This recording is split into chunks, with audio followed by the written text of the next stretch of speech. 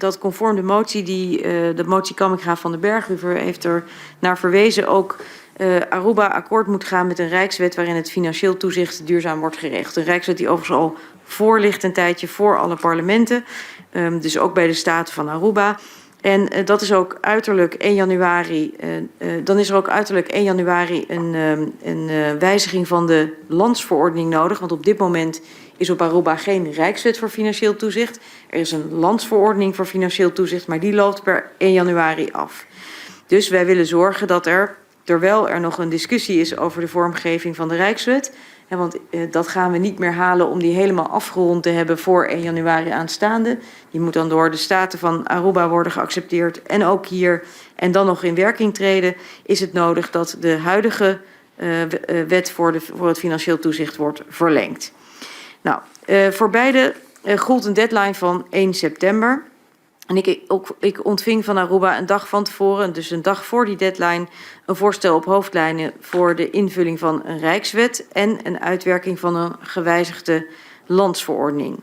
Maar die stukken hebben we niet, de bedoeling was om voor die deadline was er om een afspraak te maken en ook tot overeenstemming te komen.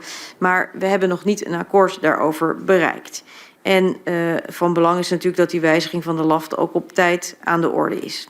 Dus vooralsnog, op basis van de informatie die we hebben, en ik zeg dat met enige spijt in mijn hart, kunnen wij Aruba niets anders aanbieden dan een annuitaire lening, dus herfinanciering op basis van een annuitaire lening met een looptijd van 20 jaar, met een hogere rente van tussen de 6 en 8%. En dat is nog afhankelijk van wat de marktrente op dat moment is. En dat betekent dus ook dat de rente die zij betalen gelijk is aan de rente die zij zouden betalen op het moment dat ze op de kapitaalmarkt gaan lenen. En dat is een rente die hoger is dan die van Nederland, omdat de zogenaamde credit rating die het land heeft lager is. Dus de kredietwaardigheid van het land Aruba is lager dan die van Nederland. Nou kunnen we die op termijn aanpassen wanneer alsnog aan de voorwaarden wordt voldaan.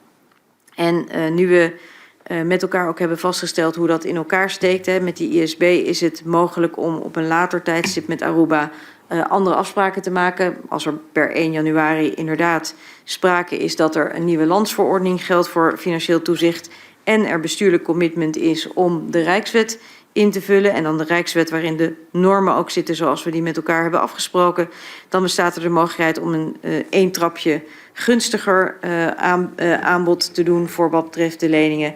En pas wanneer de Rijkswet ook daadwerkelijk in werking is getreden, uiteindelijk tegen datzelfde lagere percentage wat dan ook geldt voor Sint Maarten en voor Curaçao. Dus dat is waar we nu staan met het land Aruba.